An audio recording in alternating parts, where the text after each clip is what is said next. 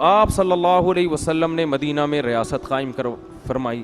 اسی میں آپ مفتی بھی تھے, اسی میں آپ قاضی بھی تھے, اسی میں آپ چیف آف آرمی اسٹاف بھی تھے, اسی میں آپ صلی اللہ علیہ وسلم ہر جتنے بھی عہدے ہوتے ہیں نا وہ سارے کس کے ہاتھ میں تھے؟ آپ صلی اللہ علیہ وسلم کے پاس. پھر وہ عہدے آپ صلی اللہ علیہ وسلم نے تقسیم کیے صحابہ کرام میں. تو نبی کو ہمارے ٹائم کم دیا گیا, مقابلہ کیا ہے؟ سخت. اب حکم ہوا کہ اب کیا کرنا ہے؟ تلوار چلانی ہے آپ نے. لیکن شروع میں حکم دیا گیا ہے 10 سال تک کہ تلوار صرف دفاع میں چلے گی, اقدام کرنے کی اجازت بولیں نہیں ہے. کیوں؟ اس لیے کہ اتنی فورس ابھی آپ کے پاس تیار نہیں ہوئی, اتنی بڑی طاقتور فوج نہیں ہے کہ جو خود سے بڑھ کے کیا کرے گی؟ حملہ کرے گی. اتنی بڑی پاور آپ کے پاس ابھی نہیں ہے, اور اللہ نے اس دنیا کو اسباب کے ساتھ جوڑا ہے. تو آپ نے 10 سال اپنی طاقت اکٹھی کرنی ہے. لیکن اس سے پہلے نبی تو پہل نہیں کر رہے, مگر مشرکین نے پہل کرنا شروع کر دی. تو جو غزوہ بدر ہوئی ہے اس میں قافلہ تجارتی جا رہا تھا. آپ صلی اللہ علیہ وسلم کا پراپر جہاد کا اور لڑائی کا ارادہ نہیں تھا, کیونکہ مسلمان معاشی لحاظ سے بھی کمزور, اسلحہ بھی نہیں ہے, افرادی قلت بھی بہت زیادہ, اور پھر مدینہ میں چاروں طرف یہودیوں نے آپ کو الگ پریشان کیا ہوا تھا. تو آپ صلی اللہ علیہ وسلم یہ نہیں چاہتے تھے کہ مکہ کی باقاعدہ فورس سے ہماری فوج کی آپس میں کیا ہو؟ مقابلہ ہو, کیونکہ ہم بہت کمزور ہیں اور وہ بہت طاقتور ہیں. تو آپ یہ نہیں چاہتے تھے. دشمن جب کمزور ہوتا ہے, انسان جب کمزور ہوتا ہے اور دشمن طاقتور ہوتا ہے تو پھر اصول ہے گوریلا وار کا. پھر کیا ہوتی ہے؟ بول لو نا, کیا ہو گیا یار؟ پھر کیا ہوتا ہے؟ گوریلا وار. بھائی کہ دشمن کو شبخون مار کے چھوٹے چھوٹے حملے کر کے نقصان پہنچایا جائے. تو مکہ والے تو جنگ کی تیاری کر رہے تھے کہ یہ لوگ مدینہ میں چلے گئے ہیں, ہم ان پہ چڑھائی کریں گے. ادھر آپ صلی اللہ علیہ وسلم نے پلان بنایا کہ ہم ان کو معاشی لحاظ سے کمزور کریں گے اور ہماری معیشت میں اضافہ ہوگا. تو ایک تجارتی قافلہ شام سے آ رہا ہے, ہم نے اس پہ شبخون مارنا ہے. شبخون کا مطلب ایک گوریلا وار کر کے اس سے وہ سامان ہم نے چھیننا ہے. لیکن قرآن سورہ انفال میں کہتا ہے کہ اللہ نے کسی اور چیز کا ارادہ کیا ہوا تھا.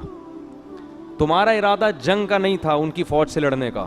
تمہارا ارادہ تو یہ تھا ہم جائیں گے ایک گوریلا وار کر کے ان سے وہ تجارتی مال چھینیں گے. اس سے مکہ والوں کی معیشت, دو ریاستیں بن گئی ہیں نا, ریاست تو اور دونوں میں جنگ ہے, تو ان کی معیشت کمزور ہوگی, ہماری مضبوط. دیکھو کیسے اسباب اختیار کیے جا رہے ہیں. ایسا نہیں کہ بس بیٹھ گئے وظیفوں میں لگ گئے کہ اب چونکہ ہم بہت نیک ہیں اب ہمیں مدینہ کو مضبوط کرنے کے لیے لڑائی بھڑائی نہیں. بھائی ہم تو بالکل لڑنے وڑنے والے لوگ نہیں ہیں, ہم تو بہت نیک ہیں. درود شریف پڑھو سب لوگ, اللہم صلی علی محمد. 100 دفعہ آپ پڑھو, 100 دفعہ آپ پڑھو. چلو بس نا, پوری پلاننگ ہو رہی ہے بھائی. قومیں ایسے زندہ نہیں رہتی, سمجھتے ہو؟ قوموں کو زندہ رہنے کے لیے بہت کچھ کرنا پڑتا ہے. تو ہمارے نبی صلی اللہ علیہ وسلم نے باقاعدہ گھوڑے پہ سوار ہوئے, اسلحہ کو زیب تن کیا, خود کمانڈ کی اپنی فوج. کیا نبی صلی اللہ علیہ وسلم جو رحمت للعالمین ہے اور جنگی گھوڑے پر بیٹھے ہوئے زرہ پہن کے, کیا منظر ہوگا. یہ تو یہ بڑا مزہ آتا ہے, بولنے میں اتنا مزہ آتا ہے, سننے میں اتنا مزہ آتا ہے, قرآن میں پڑھنے میں بڑا مزہ آتا ہے. تو آپ صلی اللہ علیہ وسلم جب وہاں گئے ہیں تو اللہ کی قدرت کے مشرکین مکہ کو مخبری ہو گئی. یہ بھی اللہ نے بس یہ لیک آؤٹ ہو گئی بات. مخبری یہ ہوئی کہ بھائی مسلمانوں کو لشکر کا پتہ چل گیا ہے اور وہ شبخون مارنے جا رہے ہیں. تو ابو جہل نے حکم دیا کہ اس کو دوسری ارلی جانب سے گھما کے جو ان کا بھی ارلی جانب ہوگی, وہ لشکر تو بچاؤ ارلی جانب سے, اور یہ جو تھوڑے سے لوگ ہوں گے یہ تو خود میدان میں نکلے ہیں, تو ہمیں ان کو ترنے والا بنانے کا بہترین موقع مل گیا ہے. کیونکہ اگر آپ گوریلا وار کرنے جا رہے ہو اور طاقتور فوج کو پتہ چل جائے کہ یہ آ رہے ہیں تو پھر آپ کی خیر نہیں ہے. کیونکہ آپ کا تو پروگرام یہ تھا کہ حملہ کر کے پتلی گلی سے ہم نکل جائیں گے, پتہ چلا وہ فورس نے آپ کو چاروں طرف سے گھیر لیا, آپ تو گئے کام سے. تو گوریلا وار میں اگر پہلے سے مخبری ہو جائے تو لینے کے دینے پڑ جاتے ہیں. سمجھ میں نہیں آ رہی میرا خیال ہے. تو ادھر جناب وہ لشکر لے کر آ گیا, اس میں بڑے بڑے مشرکین کے قریشی ہاشمی جو عرب تھے جو جنگوں میں فخر سے لڑا کرتے تھے, وہ سارے تقریباً 1000 کے قریب بدر کے میدان میں آ کے جمع ہو گئے. ادھر تو صحابہ کا تو ارادہ ہی نہیں تھا یہ, لیکن اب تو 313 1000 کے سامنے آ کے کھڑے ہو گئے. اب معاملہ عجیب, یعنی اسباب کی دنیا میں تو اب یہ بظاہر اب مسلمانوں کی شکست ہے.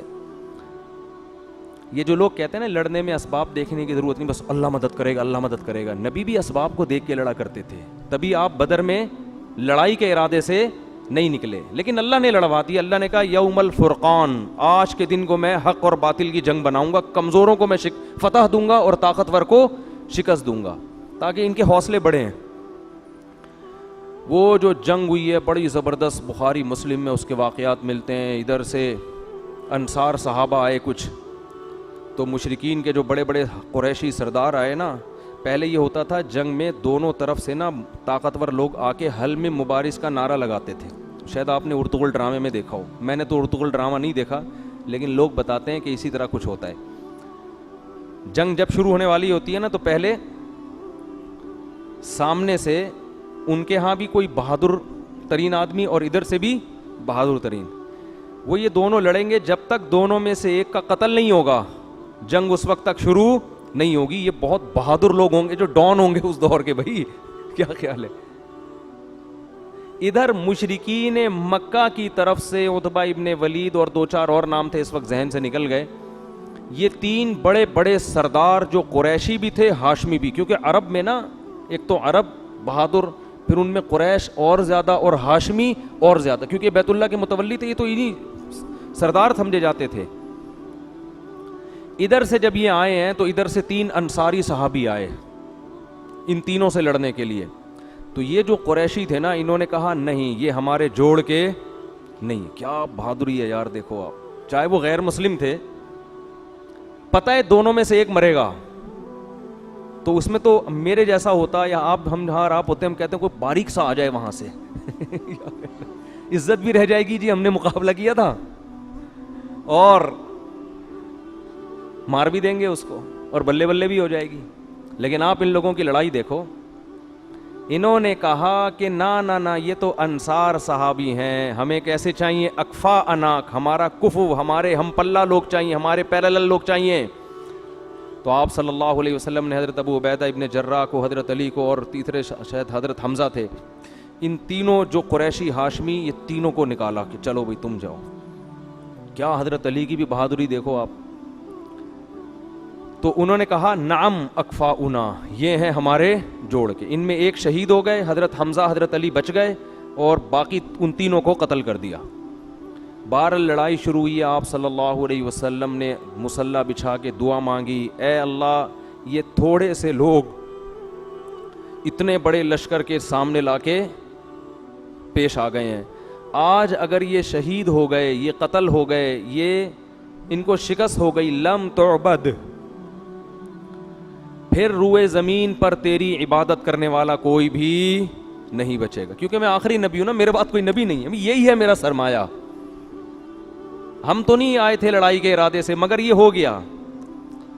تو آج اگر یہ شکست کھا گئے تو تیری زمین پر تیری پھر عبادت نہیں ہوگی. بہرحال جی لڑائی ہوئی ہے, اور اللہ رب العزت نے فرشتوں کو بھیجا. قرآن کہتا ہے اللہ نے صحابہ کو تسلی دی, نبی نے تسلی دی کہ اللہ تمہاری مدد کے لیے آسمان سے فرشتوں کو اتارے گا. بثلاثۃ آلاف من الملائکۃ مردفین, 3000 فرشتے آسمانوں سے اترے, اور بالآخر جنگ کا پانسا کس کے حق میں ہوا, مسلمانوں کے حق میں. اللہ نے اس کا بھی تذکرہ, غزوہ بدر کا بھی تذکرہ سورہ انفال میں کیا ہے. اذ تستغیثون ربکم, جب تم اپنے رب کو سے پکار رہے تھے, دعائیں مانگ رہے تھے, فاستجاب لکم, اللہ نے تمہاری دعا کو قبول کیا. خیر بدر میں ان کو طبیعت سے شکست ہو گئی. تو وہ جو بدر کا کنواں تھا نا, وہاں یہ سارے بڑے بڑے مشرک, بڑے بڑے سردار, یہ سب کی لاشیں پڑی ہوئی تھیں. تو آپ نے ان کی لاشوں سے خطاب کیا, بتاؤ اللہ نے جو مجھ سے وعدہ کیا تھا, تم سے جو اللہ نے وعدہ کیا تھا, آج تم نے اپنی آنکھوں سے دیکھا. شکست کا وعدہ کیا تھا نا, اور جہنم کی آگ کا, وہ دیکھ لیا کہ نہیں دیکھ لیا. حضرت عمر نے فرمایا یا رسول اللہ یہ تو مردے ہیں، یہ سن رہے ہیں کیا؟ فرمایا اے عمر یہ تم سے زیادہ سن رہے ہیں آج۔ اس کی بیس پر بعض علماء کا موقف ہے کہ مردوں سے جب بات کی جائے تو مردے سنتے ہیں، لیکن بہت سے علماء کا یہ موقف ہے کہ نہیں سنتے۔ ان کی دلیل حضرت عائشہ کی حدیث ہے۔ حضرت عائشہ کو جب یہ واقعہ سنایا گیا تو فرمایا اللہ عمر پہ رحم کرے، وہ نبی کی بات کا مطلب نہیں سمجھے۔ مطلب یہ کہ وہ آج یہ سب منظر اپنی آنکھوں سے دیکھ رہے ہیں۔